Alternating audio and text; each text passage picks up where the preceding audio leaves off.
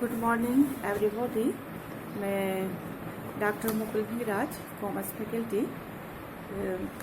The graduate school college for women, और मैं assistant professor हूँ। और मैं आज पीजी सेमेस्टर 3 में, और सब्जेक्ट मेरा है बिजनेस एनवायरनमेंट, जिसमें मैंने टॉपिक लिया है ग्लोबलाइजेशन तथा विश्वकरण का अर्थ क्या है, और ग्लोबलाइजेशन ऑफ इन्वेस्टमेंट अर्थात कि निवेश का वैश्वीकरण, और ग्लोबलाइजेशन ऑफ फाइनेंस, वित्त का वैश्वीकरण। ये दो मुद्दे हैं जिस पर मैं इसकी चर्चा करूंगी कि ये ग्लोबलाइजेशन विश्वकरण क्या है।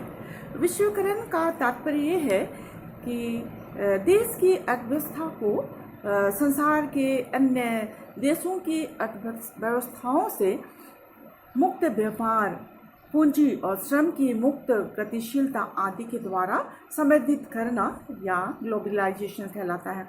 और इस तरह से हम ये भी कह सकते हैं कि वैश्वीकरण से अभिप्राय विश्व अर्थव्यवस्था में आए खुलेपन, बढ़ती हुई परस्पर आर्थिक निर्भरता तथा आर्थिक एकीकरण के फैलाव से है।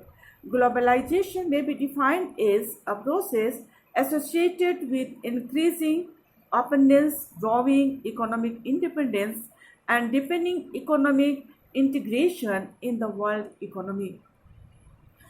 आर्थिक सुधारकों की यह मान्यता है कि भारतीय अर्थव्यवस्था का वित्त अर्थव्यवस्था से बहुत ही निकटतम संबंध रहता है, होना चाहिए, जिसके फलस्वरूप वस्तुओं तथा सेवाओं, टेक्नोलॉजी तथा अनुभव का संसार के विभिन्न देशों के साथ बिना रोक-टोक के स्वतंत्रता पूर्वक के साथ विनिमय हो सकेगा। विश्वीकरण के फलस्वरूप संसार के विभिन्न देशों के साथ भारतीय अर्थव्यवस्था के सहयोग में वृद्धि होगी। संसार के विकसित देशों से पूंजी तथा तकनीक का प्रवाह भी भारत की ओर से हो सकेगा। हम इसमें देखेंगे कि ये क्या है ग्लोबलाइजेशन ऑफ इन्वेस्टमेंट, निवेश का विश्वकरण। निवेश के विश्वकरण से अभिप्राय है विदेशी निवेश पर से प्रतिबंध हटाना तथा उसे आकर्षित करने के लिए रियायतें देना। सन 1991 की 99 की आर्थिक जो इकोनॉमिक पॉलिसी बनी थी, तो उसके अनुसार सरकार ने विदेशी विनिमय नीति का उदारीकरण कर दिया था, लिबरलाइजेशन कर दिया था, और इसके लिए उसने निम्नलिखित कदम उठाए थे। पहला, सन 1991 1991 में उच्च प्राथमिकता वाले 34 इंडस्ट्रीज में 51% तक विदेशी पूंजी निवेश बिना सरकारी अनुमति के करने की इजाज़त दी गई थी। दूसरा, 96 में 9 उद्योगों में 74% तक सीधे निवेश की छूट दी गई। विदेशी कंपनियों को अपना मुनाफा अपने देश से जाने की छूट दी गई है। तीसरा, यदि विदेशी कंपनियां भारत में संयुक्त उद्यमों का पूर्ण स्वामित्व प्राप्त करना चाहते हैं या पूर्ण स्वामित्व वाली सहायक कंपनियां सब्सिडरीज स्थापित करना चाहते हैं, तो उन्हें इसके लिए पूर्ण स्वतंत्रता होगी। चौथा, एक अविनाशी भारतीय नॉन रेसिडेंस इंडियन द्वारा दूसरे अनिवासी भारतीय को किए गए शेयरों के हस्तांतरण पर भी नियंत्रण हटा दिए गए हैं। पांचवा, विदेशी निवेशक बाजार कीमतों पर इक्विटी का अनिवेश कर सकते हैं, डिसइन्वेस्टमेंट कर सकते हैं। इस प्रकार जो धन प्राप्त होगा उसे अपने देश में भेज सकते हैं।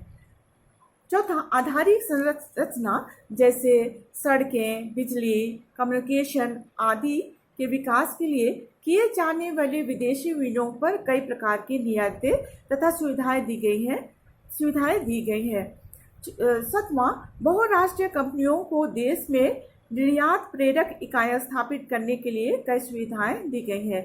सातवां, विदेशी निवेश की स्वीकृति के लिए एकल खिड़की सिंगल विंडोज व्यवस्था करने के लिए विदेशी निवेश प्रोत्साहन बोर्ड, एक्सपोर्ट प्रमोशन बोर्ड की स्थापना की गई है।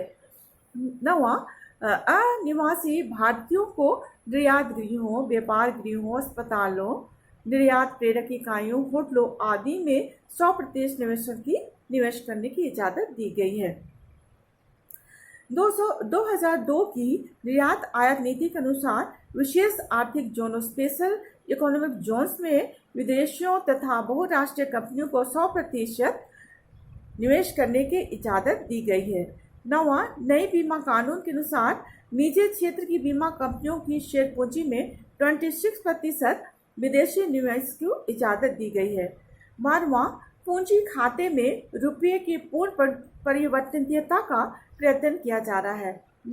और 13वां है, फेरा कानून में संशोधित करके फेरा कंपनियां को कई सुविधाएं दी गई हैं। फिर इसके बाद हम लोग देखें ग्लोबलाइजेशन ऑफ फाइनेंस का विवेकीकरण। सन 1991 की आर्थिक नीति के फलस्वरूप अंतर्राष्ट्रीय वित्त संबंधी एक उदार नीति अपनाई गई है।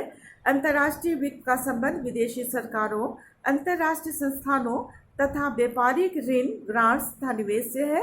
इसके अंतर्गत विदेशी वित्तीय संस्थाओं, विदेशी बैंकों से संबंधित उदारवादी नीति को भी शामिल किया जाता है। सरकार की नीति विदेशी पूंजी के प्रवाह पर से प्रतिबंधों को कम करना तथा विदेशी बैंकों, अन्य वित्तीय संस्थाओं की स्थापना के लिए अनेक सुविधाएं प्रदान करने की है। अंतर्राष्ट्रीय वित्त के वैश्वीकरण के लिए मुख्यतः निम्नलिखित उपाय किए गए हैं।